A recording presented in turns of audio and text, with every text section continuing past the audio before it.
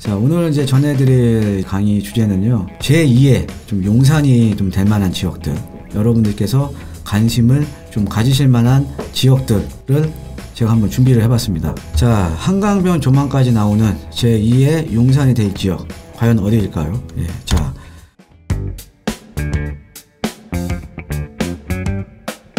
최근에 보면은 지금 서울에 지금 규제 지역으로 남아있는 데가 강남 3구하고 용산이죠. 강남 3구에 있는 송파보다도 더 평균 아파트 매매 가격이 높은 데가 바로 용산이고요. 2022년도에 지금 유일하게 아파트 가격이 상승한 지역은 용산밖에 없습니다.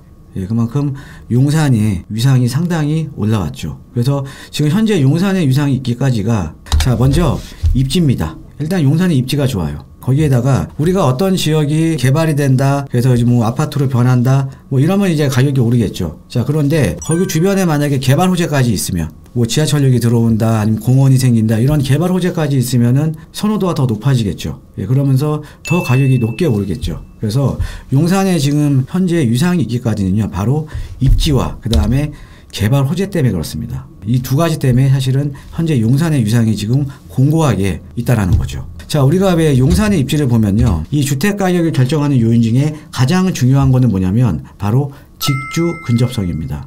그러니까 우리 어떤 지역에 우리가 수요가 많은 지역이 주택 가격이 높겠죠. 우리가 수요가 많은 지역은 어떤 지역이냐면 직장과의 접근성이 좋은 지역이에요. 일자리와의 접근성이 좋아야 된다는 거죠.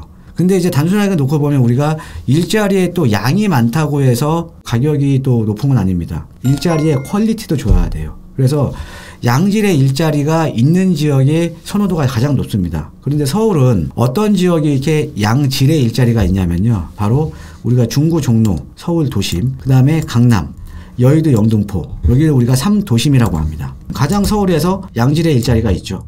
자, 그런데 용산이라는 지역은 어때요? 이 3도심의 정중앙에 있습니다. 예, 그러니까 용산의 입지 자체가 받쳐주는 거예요. 예, 거기다가 한남동부터 이촌동까지 해서 지금 한강변에 다 접해 있죠. 그럼 이제 이 3도심을 중심으로 해서 서울의 주택 가격은 어떻게 형성이 되냐면요, 이 용산이 중심에 있고요. 그 다음에 뒤에 중구가 그 다음으로 이제 가격대가 높고요. 이 중구 뒤쪽에 성북구가 그 다음에 가격이 높고요. 그 다음에 도봉구 순으로 이 3도심에서 멀어질수록 주택 가격이 낮죠. 예. 자, 옆에도 마찬가지입니다. 이 두 도심의 정중앙인 마포가 여기에 있죠. 그 다음에 서대문구, 은평구 순으로 해서 도심에서 멀어질수록 주택 가격이 떨어지는 겁니다. 자, 여기도 마찬가지죠. 마용, 성광, 성동구, 광진구가 가격이 가장 높고, 그 다음에 청량리 일대, 동대문, 중랑구, 노원 순으로 도심에서 멀어질수록 주택 가격이 떨어진다는 거죠. 그래서 서울의 주택 가격은 3도심과의 접근성에 따라서 주택 가격이 결정이 되는 겁니다. 근데 용산의 입지는요, 이 3도심의 바로 정중앙에 있다라는 거죠. 자, 그 다음에 이제 용산은 또 개발 호재가 상당히 많죠. 이제 제가 가끔씩 이제 강의 시간에 말씀을 드리는 게 무임승차를 잘 하셔야 된다. 무임승차. 그러니까 이 무임승차라는 게 뭐냐면 내 돈이 안 들어가는데 그냥 주변 지역이 좋아지는 거예요. 갑자기 공원이 생기고 교통이 좋아지고. 근데 용산이 서울 전 지역을 통해서 개발 호재가 가장 많은 지역입니다. 자, 용산 국제업무지구, 용산 정비창 부지 개발. 그 다음에 서울에 이제 센트럴파크가 될 용산 민족공원이 있고요. 강북에 또 코엑스가 되는 서울역 북부역세권 개발이 있고요. GTX W역세권에 또 이제 재개발 대장주 한남뉴타운이라던가 이촌동 일대 재건축이라던가 이 외에도 뭐 한강로 일대 개발, 그 다음에 용산의 지하도시 개발, 어마어마한 개발 호재들이 용산에 집중되어 있다는 거죠.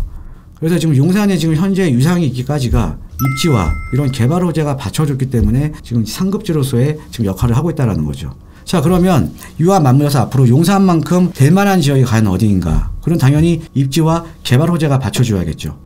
바로 한 군데가 이제 노량진입니다. 노량진에 여러분들 잘 아시다시피 노량진 뉴타운이 있습니다. 자, 이 노량진 뉴타운 같은 경우는 여의도하고 바로 인접을 해 있죠. 그 다음에 노량진역을 이용하면 1호선 라인을 이용해서 바로 이제 강암으로 접근이 가능하고요. 7호선, 9호선이 지나가니까 바로 강남으로 접근성이 상당히 좋습니다. 즉, 이 노량진 같은 경우도 용산같이 3도심과의 접근성이 상당히 좋죠. 그 다음에 이제 서울에서 앞으로 가장 이제 어떻게 보면은 상급지가 될 또 용산과의 접근성도 상당히 좋잖아요. 그래서 입지가 이제 받쳐주는 지역이고요. 예, 근데 이 노량진 뉴타운 같은 경우가 인근에 보면은 이제 노량진 뉴타운을 중심으로 해서 인근에 뭐 신길 뉴타운, 흑성 뉴타운이 있는데 한강 이남 쪽에는 신길 뉴타운 같은 경우에는 거의 이제 뭐 사업이 끝났죠. 그다음에 흑성 뉴타운 같은 경우는 전체 사업의 한 60-70%가 끝났고요. 여기에서 근데 노량진 뉴타운이 사업 속도가 가장 늦었습니다. 근데 왜 그러냐면 지금 이 노량진 뉴타운 같은 경우에는 고시학원들이 많죠. 이제 학원들이나 입시학원들이 많아서 고시생들이나 이제 입시생들이 많다 보니까는 상권도 많이 발전을 하고요. 주거에 대한 수요가 그만큼 많았던 지역이죠. 자, 그런데 최근에 학원에서 이제 듣는 강의가 아닌 요즘 동영상 강의를 많이 듣잖아요. 그러니까 비대면 강의를 많이 듣는다는 거죠. 그러니까는 노량진이 예전처럼 이제 상권이 좋지가 않습니다. 예, 그러다 보니까는 개발적으로 지금 확 돌아선 거죠. 그래서 지금 노량진 뉴타운이 지금 사업 속도가 상당히 빠릅니다. 2구역 같은 경우는 벌써 지금 2주까지 완료되고요. 그 다음 철거까지 지금 하고 있고, 그 다음 6구역도 마찬가지고요. 뭐 8구역 같은 경우는 지금 2주 진행 중에 있고, 그 다음에 4구역도 앞으로 2주 예정 중에 있고, 그 다음에 나머지 부분은 뭐 관리 처분이라던가 지금 이제 사업 시행인가 이제 전에 있다라는 거죠. 그래서 사업 속도가 상당히 빠릅니다. 네. 근데 이제 노량진 뉴타운 자체도 근데 뉴타운으로 한번 급지를 나눠보면 용산에 있는 한남 뉴타운이 가장 대장주고요. 그 다음 대장주가 바로 노량진 뉴타운과 흑성 뉴타운을 이제 뽑을 수가 있거든요. 왜? 아까 보셨듯이 입지가 이제 받쳐주잖아요. 네. 그래서 투자 금액이 상당히 높습니다. 이 또 노량진 일대 이제 약간 용산 같은 이제 개발 호재들을 한번 살펴보면요. 일단 노량진 하면 이제 노량진 수산시장 생각 많이 나시죠? 노량진 수산시장 쪽에 유유부지들이 많아요. 그래서 요 서울시에서는 요 일대를요 신수변 복합 거점으로 이제 개발을 할 겁니다. 그래서 일과 주거와 문화가 이제 복합된 복합 개발을 할 거고요. 수산시장, 노량진역, 수도자치센터 3개의 특별기획구역으로 해서 아주 고밀도로 개발이 됩니다. 그 다음에 이제 9호선 라인이 있고 1호선 라인은 노량진역이 있다 그러면 이제 장승배기역 쪽으로는 동작구의 종합행정타운이 앞으로 이제 들어서게 되죠. 그래서 이 노량진 뉴타운의 앞뒤로 엄청난 이제 개발이 이루어진다라는 거죠. 자, 그래서 이제 동작구 일대 이제 개발 호재들 보면 이쪽이 좀 여의도고요. 예, 그 다음에 이제 다리 건너는 바로 용산이고 요 일대가 앞으로 이제 고밀도로 이제 복합 개발이 된다라는 거죠. 요 일대가. 자, 그 다음에 지금 색강을 연결하는 이제 보행 육교도 만들어지고, 그 다음에 여의도로 바로 연결이 되는 차량과 보행을 할 수 있는 연결 도로도 만들어지고요. 그 다음에 여기가 노들길이 앞에 지나가죠. 노들길로 바로 이제 진출입이 가능한 것도 지금 만들어지고요. 이렇게 이제 교통 여건도 많이 좋아진다라는 거죠. 자, 이런 식으로 이렇게 여의도, 노들길 이렇게 다 이제 도로 여건도 상당히 많이 이제 개선이 되는 겁니다. 그러니까 이제 용산만큼은 안 되더라도 노량진도 마찬가지로 입지가 받쳐주고 개발 호재가 상당히 많다라는 거죠. 그런데 최근에 요 일대가요. 여기 지금 이제 노량진 뉴타운이 있는데요. 요 지역이 최근에 이 주변부가 모아타운으로 이제 최근에 이제 지정이 됐습니다. 모아타운으로. 그래서 여기 같은 경우는 불과 뭐 1년 전만 하더라도 뭐 1억 초반대 투자가 가능했는데 지금은 뭐 이제 한 3-4억 투자가 이제 돼야 돼요. 모아타운이 지정되면서 좀 가격이 좀 많이 올라버렸죠. 근데 이 주변 일대가 여기가 다 지금 이제 고시원으로 다 이제 이루어져 있거든요. 고시원으로 이루어져 있는데 이쪽도 똑같은 고시원으로 또 이루어져 있고요. 그 다음 요 아래쪽도 이렇게 똑같은 이제 고시원으로 또 이렇게 이루어져 있습니다. 예, 근데 사실 이번에 이 노량진 동에 이제 모아타운으로 지정된 지역 같은 경우 약간 좀 지대가 높아요. 지대가 높은데 요 아래쪽 같은 경우는 더 입지가 좋다라는 거죠. 그러니까 같은 이제 고시원이 이제 밀집된 지역임에도 불구하고 더 입지가 좋은 지역이 아직 남아 있다라는 거죠. 근데 여기가 바로 구독하시는 구독자분들께서도 투자의 좀 대상으로 좀 이제 관심을 좀 가지시면 좀 좋으실 것 같습니다. 왜 그러냐면 이쪽 라인이요. 이렇게 보시면 여기는 이제 지금 뉴타운이 이제 철거된 데고요. 최근에 이쪽이 이렇게 해서 이제 모아타운으로 이렇게 선정이 된 거고, 나머지 부분 이쪽과 똑같은 입지에 있는 데가 바로 이쪽 지역이거든요. 우성아파트 아래쪽과 옆쪽. 예, 근데 이쪽을 보시면 이렇게 이쪽이 이렇게 한강 조망이 나옵니다. 이런 식으로 이렇게 한강 조망이 앞으로 이제 가능하다라는 거죠.